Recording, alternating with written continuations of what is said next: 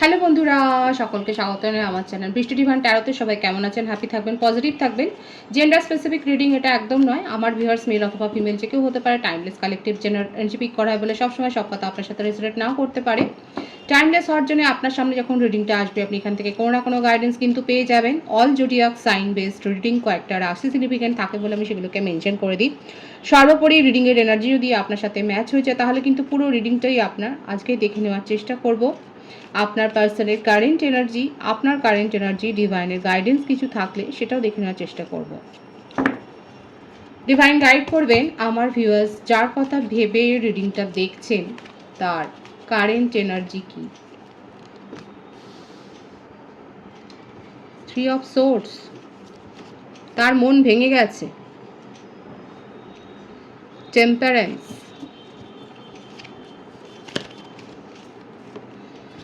খুব ভালো। 4 of swords, queen of wands,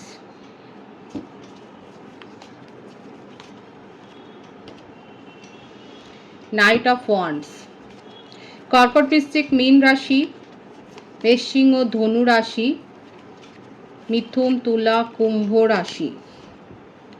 king of wands, king queen সবাই এসে গেছে। Knight of swords, 3 of pentacles, 12টা রাশি এসে গেল। 7 অফ সোর্স,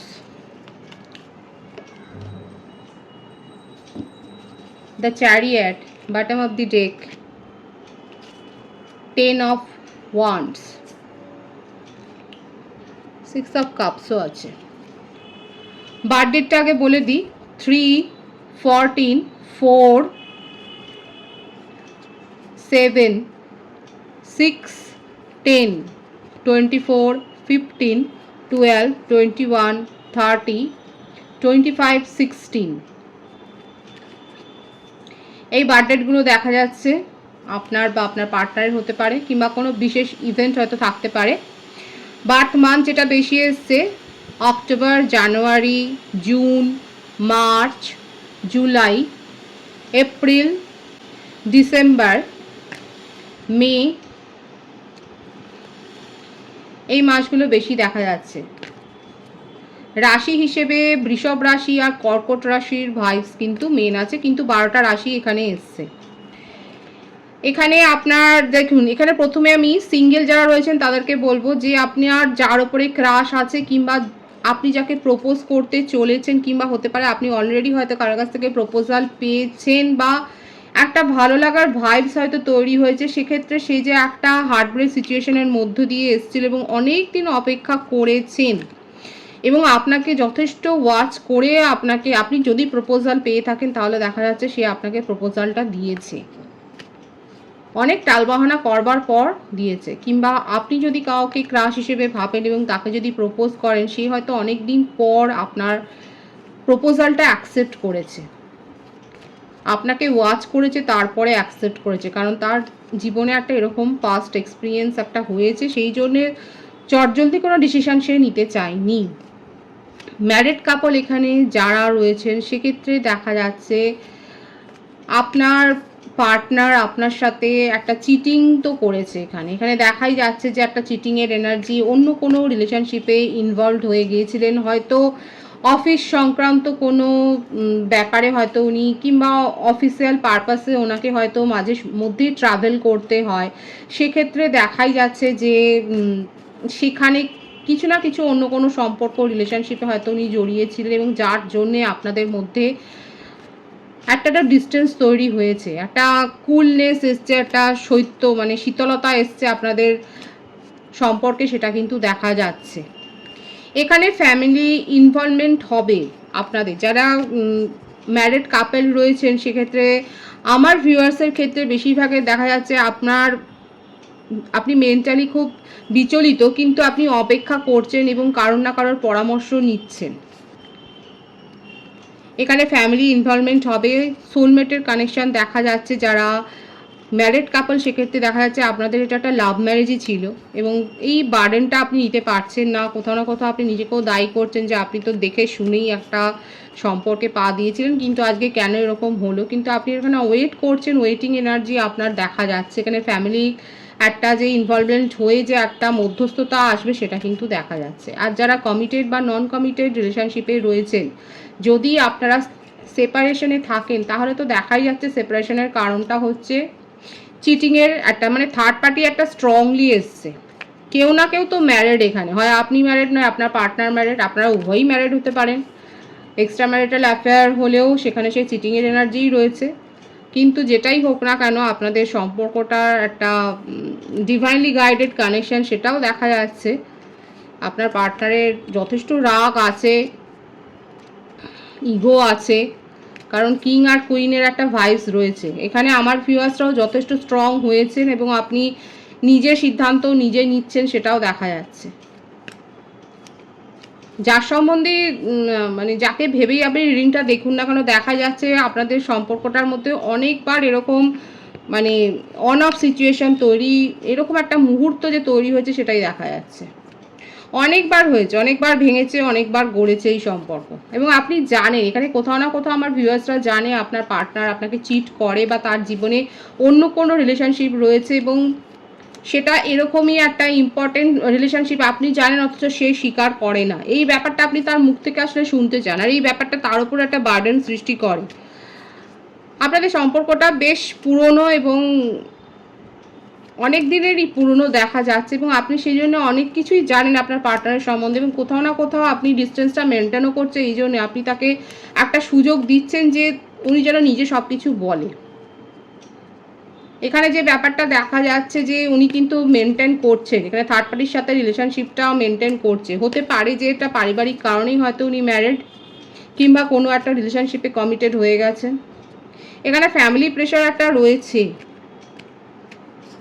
এছাড়াও উনি যদি নিজের থেকে কোনো রিলেশনশিপে যান, দেখা যাচ্ছে হয়তো এরকম ফ্লার্ট করতে গিয়ে কোনো রিলেশনশিপে উনি যদি জড়িয়ে যান, সেখানে তাকে একটা মানে শো করার জন্যই হয়তো উনি ভাবছেন।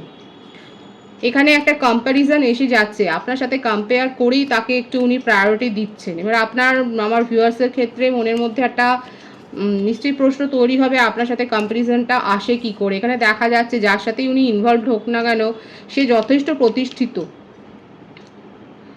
মোস্ট প্রবাবলি হতে পারে ওয়ার্ক প্লেসে কোনো সম্পর্ক তৈরি হয়েছে এবং তিনি তার সুপেরিয়র, যার সাথে রিলেশনশিপে আসুক না কেন এখানে একটা প্রিভিলেজের ব্যাপার দেখা যাচ্ছে এবং সেই জন্যই একটা শো অফ করার জন্য এই সম্পর্কে উনি গেছেন এবং আস্তে আস্তে করে সম্পর্কটা একটা পরিণত হয়েছে, একটার মধ্যে একটা পরিণতি এসছে।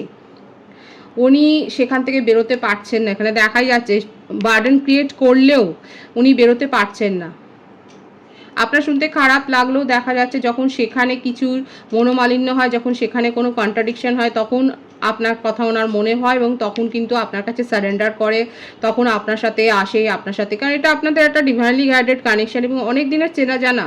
আপনারা বলবেন এখানে দেখা যাচ্ছে আপনি তাকে চেনেন, তার জীবনে একাধিক সম্পর্ক ছিল, সেই সম্পর্কের কথা আপনি জানেন এবং এই যে রিলেশনশিপটা এটা নিয়ে আপনারও মাথা ব্যথা যে এইখানে কেন এতদিন ধরে রয়েছে।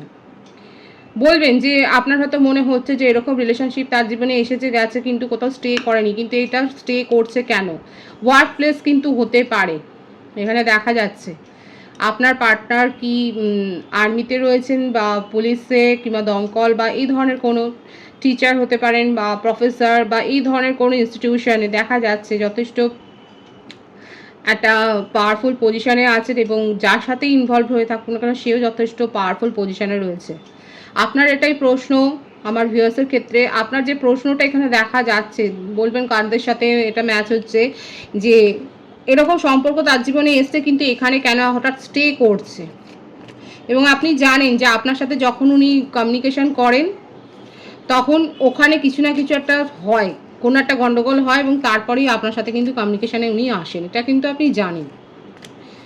এখানে যেটা দেখা যাচ্ছে আপনার ওপর উনি কিন্তু ইমোশনালি একটা ডিপেন্ডেন্ট, কারণ উনি খুব ভালো করে জানেন যার সাথে উনি অ্যাটাচ থাকুক না কেন সেখানে উনি মন খুলে কথা বলতে পারেন না, কোথাও না কোথাও সেখানে তার একটা ইগো হার্ট কিন্তু হয়, আপনার পার্টনারের একটা ইগো হার্ট কিন্তু হয়, যেটা আপনার সাথে হয় না।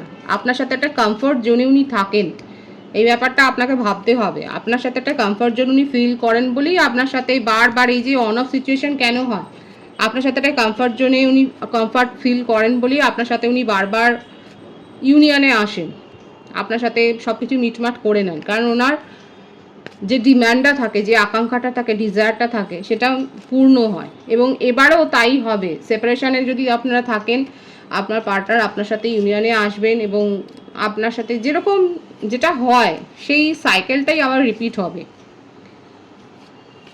কারণ আপনি তার ডিজায়ারটা ফুলফিল করেন। কারেন্ট এনার্জি এটাই দেখা যাচ্ছে যে উনি আপনার সাথে যদি সেপারেশনে থাকেন উনি কিন্তু কমিউনিকেশন করবেন এবং আপনার সাথে ইউনিয়নে আসবেন। আপনার কারেন্ট এনার্জি আমি দেখব, দ্য সান,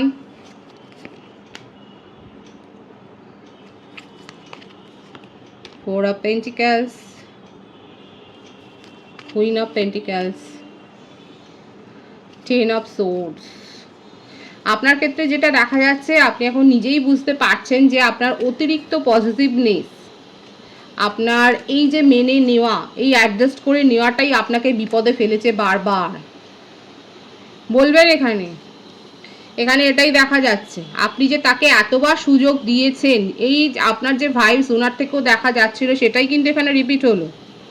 এখানে আমার ভিউয়ার্সের ক্ষেত্রে দেখা যাচ্ছে কালেকটিভলি আপনি তার সাথে এতটা অ্যাডজাস্ট করেছেন, তার এই স্বভাবটাকে এতটা মানিয়ে নিয়েছেন, এখন আপনার মনে হচ্ছে, রিগ্রেট হচ্ছে কোথাও না কোথাও, যে আপনি এটা করে আখেরে নিজেরই ক্ষতি করেছেন এবং বারবার আপনি নিজেকেই হার্ট করেছেন, আপনি নিজে ইমোশনাল লস ফিল করেছেন, কিন্তু আপনাকে বোঝার বা দেখার কেউ ছিল না। কারো কারো ক্ষেত্রে আপনারা ম্যারেজ প্রপোজাল পেয়েছেন এবং অলরেডি হয়তো আপনারা সেই দিনটার জন্যই অপেক্ষা করছেন। আপনার মনে হচ্ছে যে এই রিলেশনশিপে আর এফোর্ট দেওয়াটা বোকামি, অপেক্ষা করাটাও বোকামি এবং নিজের জীবনে এগিয়ে যাওয়াটাই এখন ভালো। কালেকটিভ এনার্জি, অনেকে সিদ্ধান্ত নিয়েছেন নিজের জীবনে এগিয়ে যাওয়া উচিত এবং যে পজিটিভ একটা রিলেশনশিপের অফার এসছে সেই প্রপোজালটাকেই অ্যাকসেপ্ট করা উচিত। এই রিলেশনশিপে এফোর্ট দেওয়াটা বোকামি। 777-এর ভাইবস কিন্তু এখানে আছে। আপনারা অনেকে স্পিরিচুয়াল হয়েছেন এবং আপনাদের মনেই হচ্ছে যে আপনাদের নিজেদের ওপর এবারে ফোকাসড হওয়াটা উচিত এবং সেই সময়টা এসে গেছে যে নিজেকে দেখা, নিজেকে নিয়ে ভাবাটা উচিত। নিজের জীবনে অনেকে এগিয়ে গেছেন, এটাই আপনার কারেন্ট এনার্জিতে দেখা যাচ্ছে। যথেষ্ট হার্ডওয়ার সিচুয়েশনের মধ্য দিয়ে গেছেন, আপনার পার্টনারও হার্ডওয়ার সিচুয়েশনের মধ্য দিয়ে গেছে, আপনিও যাচ্ছেন, এটা কিন্তু এসছে এখানে। আপনার মধ্যে এই রিয়েলাইজেশনটা হয়েছে বলেই আজকে আপনি নিজের জীবনে এগিয়ে যাচ্ছেন। ভালো এনার্জি। ডিভাইনের গাইডেন্স দেখবো আপনার জন্য কি আছে। সোলমেটের প্রপোজাল আছে, এফোর্ট দিতে হবে নিজের কাজে। প্রফেশনাল লাইফে আপনাকে এফোর্ট দিতে হবে, এফোর্টটা দিলে আপনি অ্যাবেন্ডেন্স আপনার জীবনে আপনি নিজেই ক্রিয়েট করবেন। আর যারা এখনও একটা ডিপ্রেশনের এনার্জিতে রয়েছেন, ওভারথিঙ্ক করে যাচ্ছেন, তাদেরকে কিন্তু ডিভাইন সতর্ক করছে, কারণ আপনার কাছে ও মাই গড আপনার ভাগ্য পরিবর্তনের সময় এসছে, লাকের কার্ড এসছে, ডেস্টিনি। সোলমেটের প্রপোজাল পাবেন, 2 অফ কাপস মানে বুঝতেই পাচ্ছেন দ্য লাভার্স আছে। সোলমেটের প্রপোজাল পেতে পারেন, কিন্তু আপনি যদি এইভাবে নেগেটিভ এনার্জিতে থাকেন তাহলে কিন্তু কিছুই অ্যাবেন্ডেন্স আপনি রিসিভ করার মতো জায়গায় থাকবেন না। নিজেকে হাই ভাইব্রেশনে নিয়ে যান, নিজের মাইন্ডসেটকে পজিটিভ করুন এবং আপনার কাছে যে অ্যাবেন্ডেন্সটা আসতে চলেছে সেটাকে রিসিভ করবার মতো জায়গায় নিজেকে নিয়ে যান। খুবই পজিটিভ আছে এনার্জি। 777-এর ভাইবস রয়েছে এখানে। 777 লিখে আপনারা এই রিডিংটা ক্লেম করে নিতে পারেন, এই পজিটিভিটি ক্লেম করে নিতে পারেন। যারা সেপারেশনে আছেন, কম লোকই থাকবেন এখানে সেপারেশনে, অনেকের ক্ষেত্রেই কমিউনিকেশন রিসিভ হয়েছে। যদি না হয় তাহলে 7 ডেজ, লাকি ভিউয়ার্সরা 7 ঘন্টার মধ্যে কমিউনিকেশন রিসিভ করতে পারেন, কিংবা 7 দিন বা 25 দিনের মধ্যে একটা কমিউনিকেশন আপনি আপনার পার্টনারের কাছ থেকে এক্সপেক্ট করতে পারেন।